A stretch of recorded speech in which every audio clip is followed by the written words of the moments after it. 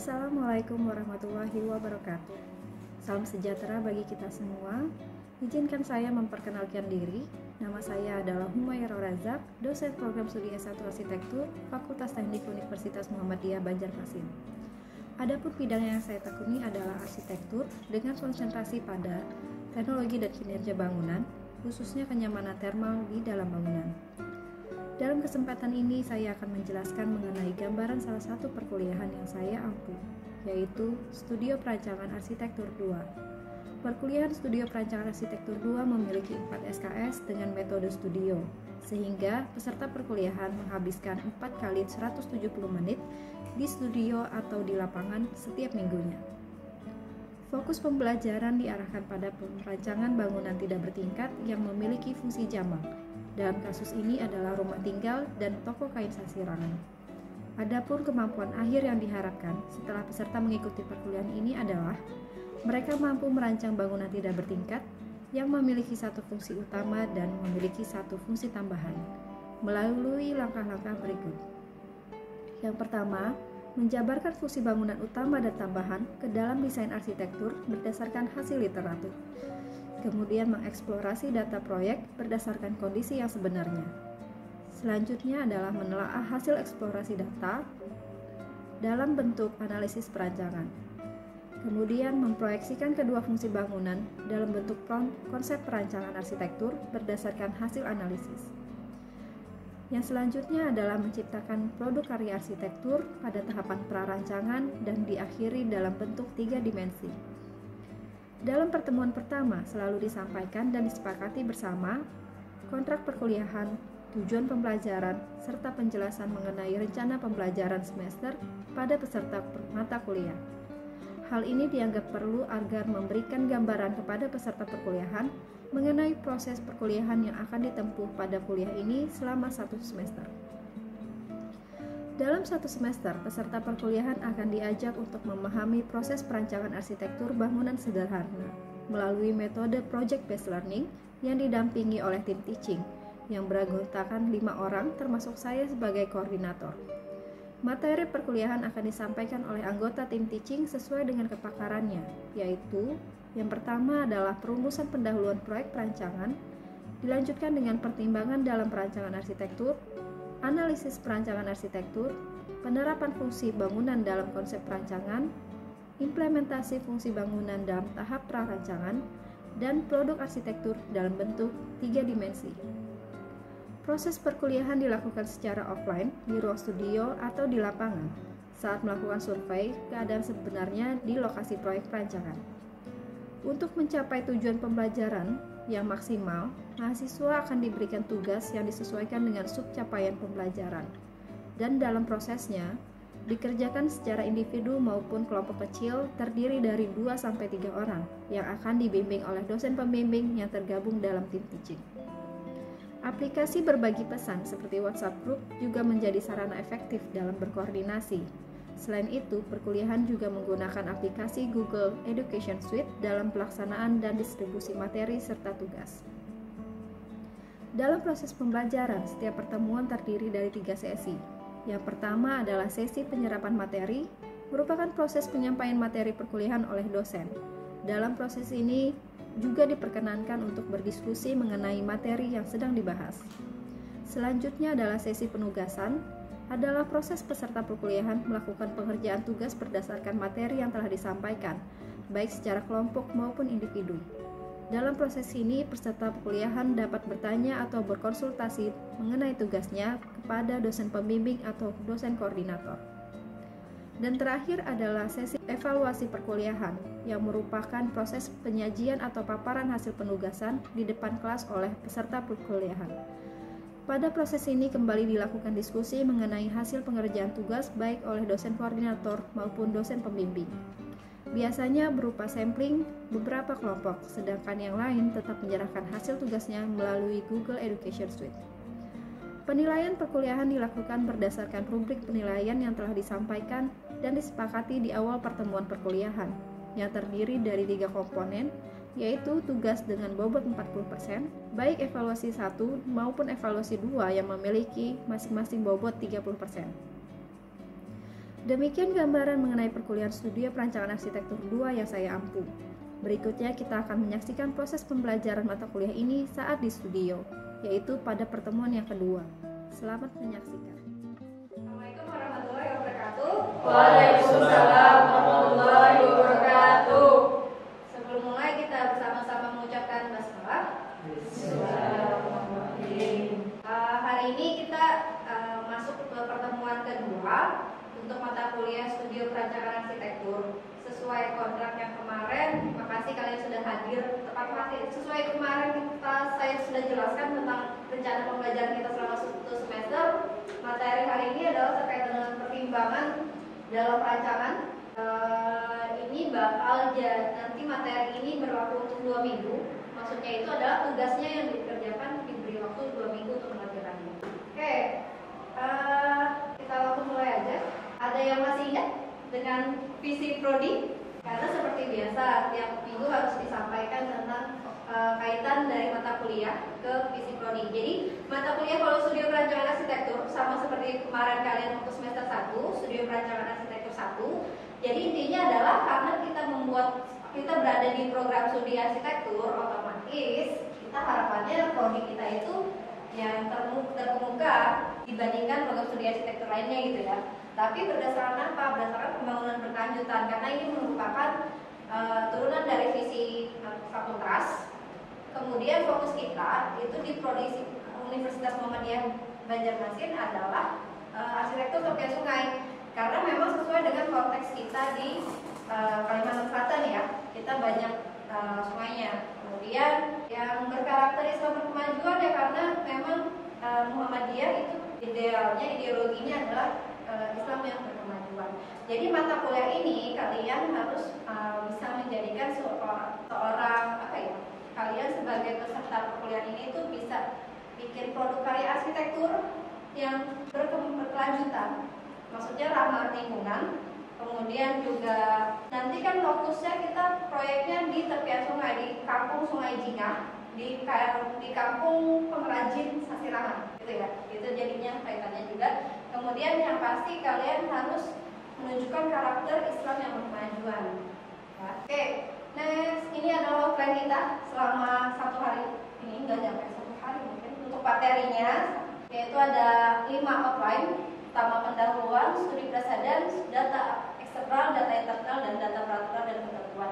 Yang ini bakal saya berikan hari ini dan tugasnya nanti akan dikerjakan mulai hari ini sampai minggu depan. Oke, ini untuk bikin pendahuluan. Jadi dalam buku perancangan biasa dalam segala macam produk itu biasanya dimulai dengan pendahuluan ya. Di dalamnya itu apa aja, bisa ada pengertiannya, hasil dari studi literatur, kemudian rumusan permasalahan, kemudian tujuan. Kira-kira berdasarkan yang saya jabarkan kemarin, itu kan tentang fokus kita di Studio Perancangan Arsitektur 2 itu apa? Ada yang masih ingat? Kalian bikin apa untuk di sini? Itu yang maksudnya fokus itu adalah apa yang kalian bikin di semester ini?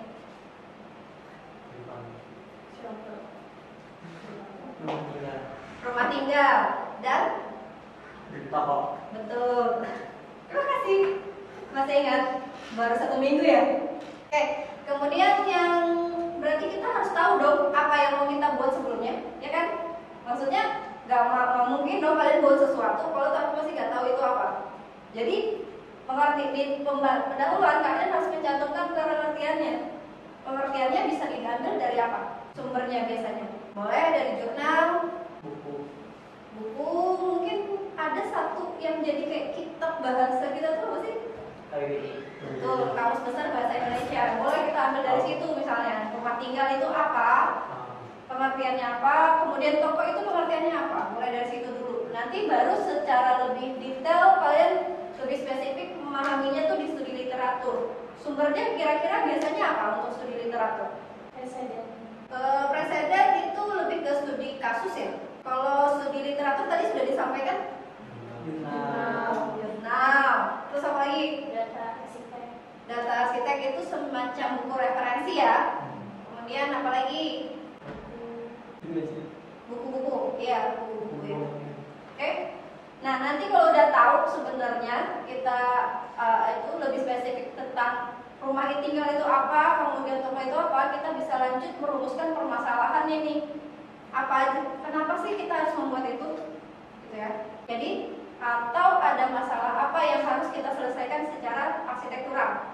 Karena kita kuliah di arsitektur loh, kita harus menyelesaikan masalah secara arsitektural. Jadi nanti masalahnya apa nih kalau berdasarkan fokus kita tadi? Membuat rancangan apa? Ayo Ferry, tadi yang tadi. Nah, itu udah selesai. Jadi permasalahannya adalah merumuskan atau merancang sebuah rumah tinggal dan toko di Banjarmasin, gitu kan? Kemudian tujuannya apa? Tujuannya buat menyelesaikan ini. Tujuannya apa berarti perumusannya? Membuat karya karya arsitektur rumah tinggal dan toko, gitu aja. Ya. Oke. Kemudian outline-nya 2 adalah tentang studi preseden. Ada yang tahu nggak kira-kira studi preseden itu apa? Studi kasus. Betul, studi preseden itu lebih ke studi kasus. Jadi kalian mencari kasus-kasus yang mirip dengan yang mau kalian buat, kemudian itu sebagai referensi lah maksudnya, supaya nggak, kalau misalkan kita membuat suatu karya yang belum pernah kita buat kan, ya kita nggak tahu dong berarti itu apa gitu kan. Jadi kita boleh loh lihat-lihat karya yang terdahulu, karya-karya arsitek lain sebagai apa ya, sumber inspirasi, tapi bukan berarti copy paste ya.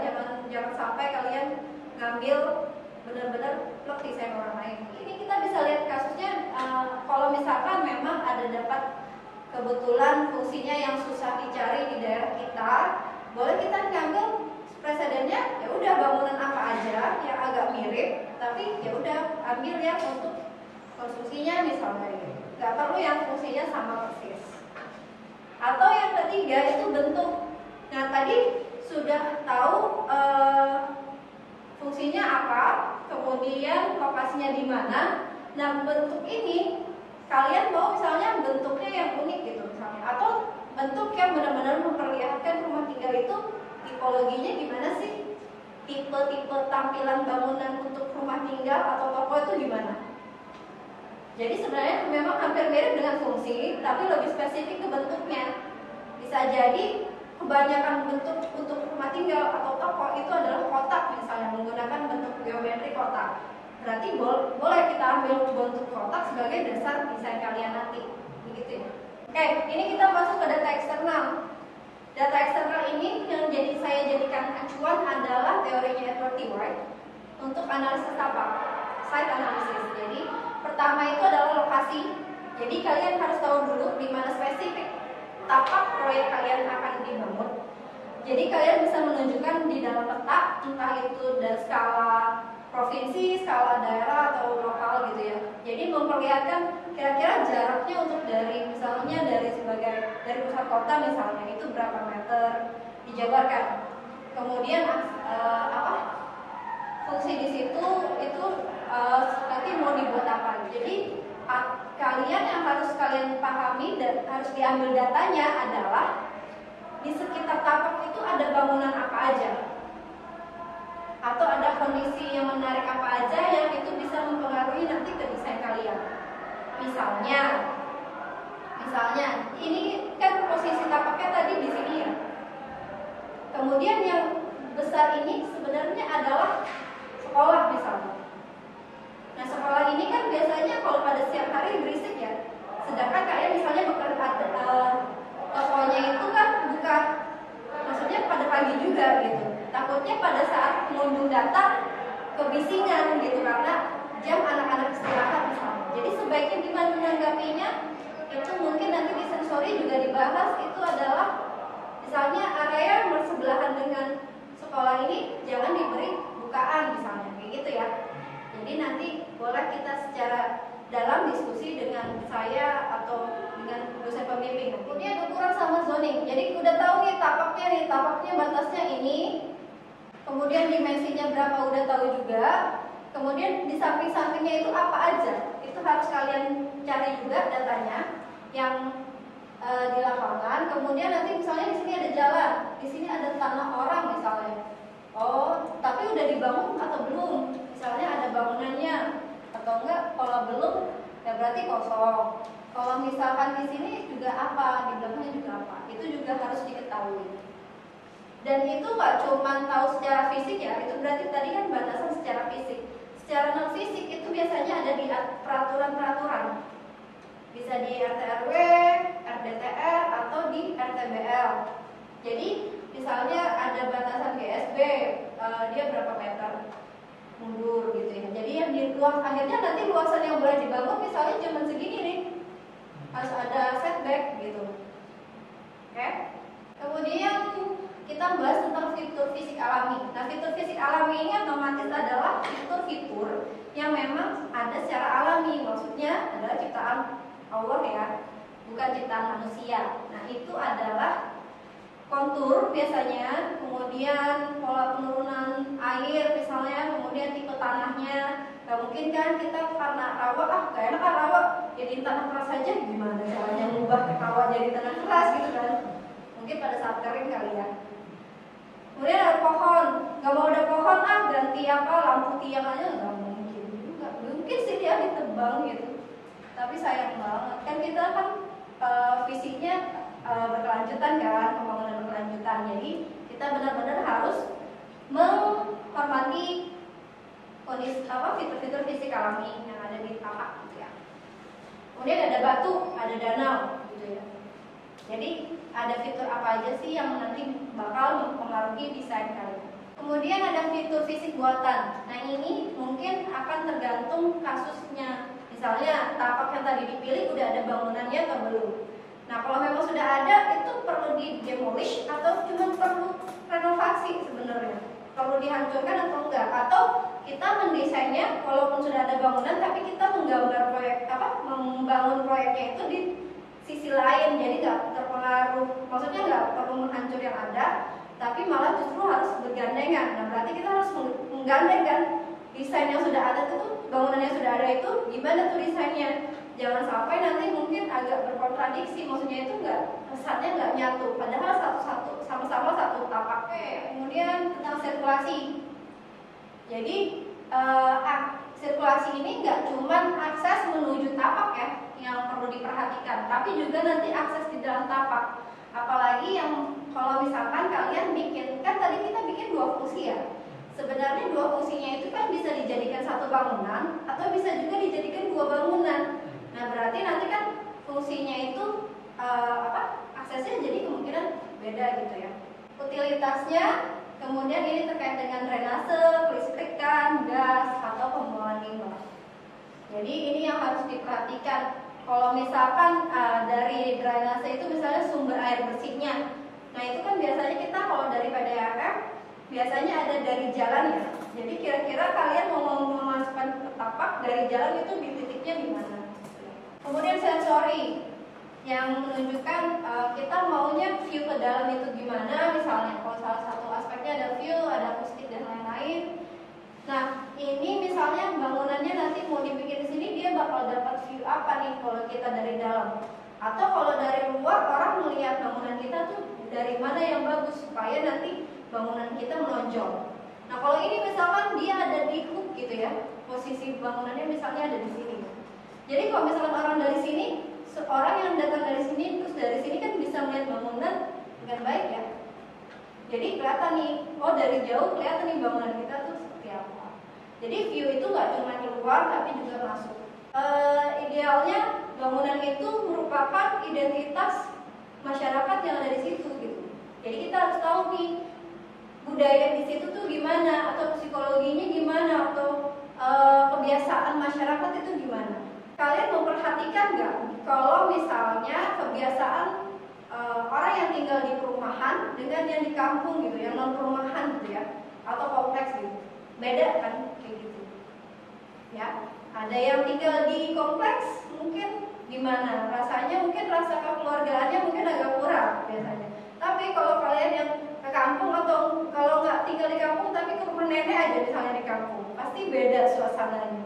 Nah, itu yang harus kalian bisa fasilitasi, bisa menunjukkan karya arsitektur kalian itu sesuai nggak dengan konteks di sekitar. Oke, kemudian ini tentang iklim. Nah, iklim itu jangan lupa, karena memang iklim ini memang benar-benar sangat mempengaruhi ya mempengaruhi desain.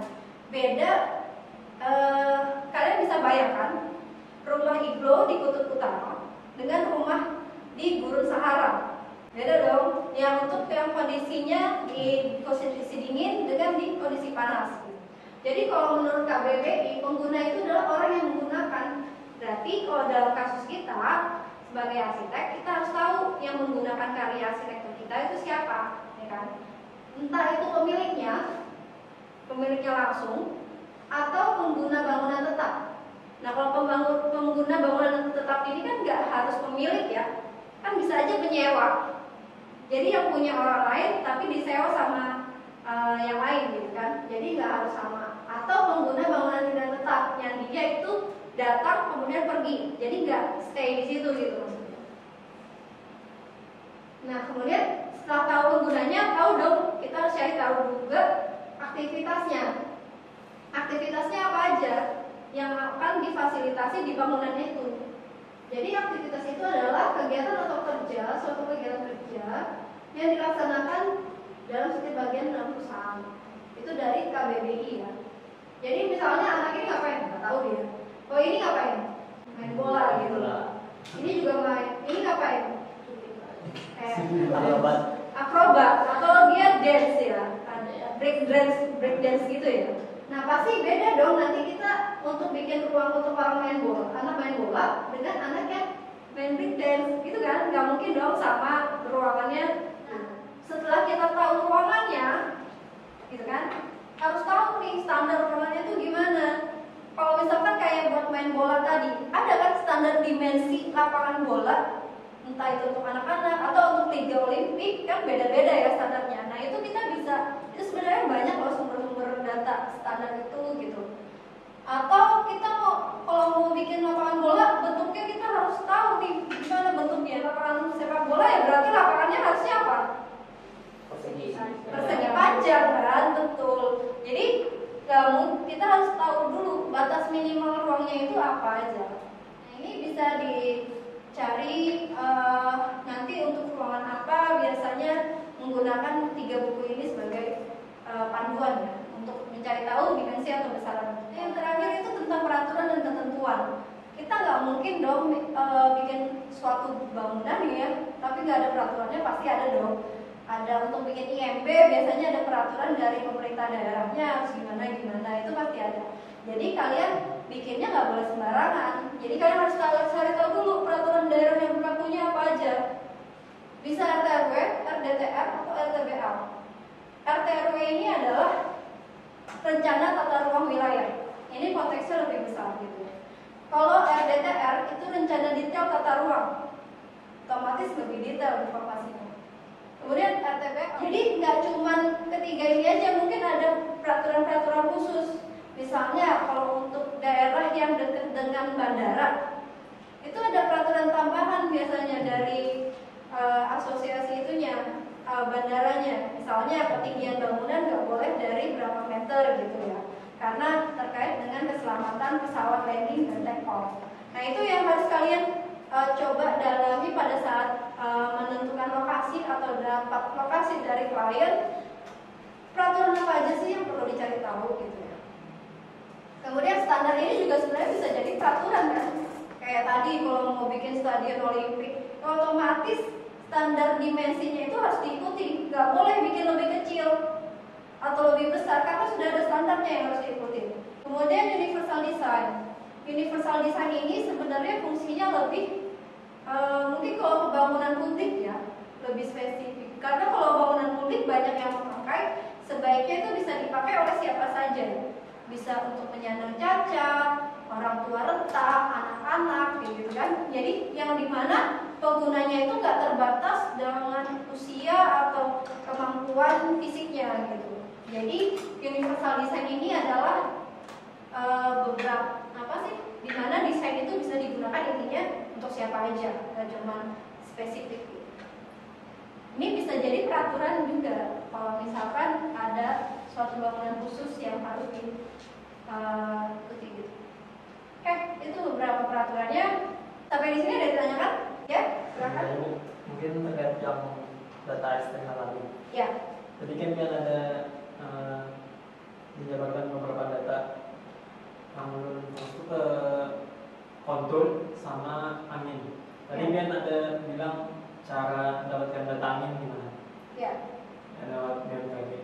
Tapi ada Bu cara yang bahasa itu biar kita sendiri bisa dapat data tanpa mencari, supaya lebih tepat datanya, misalnya pakai alat yang praktis atau gimana, kayak mencari kontur.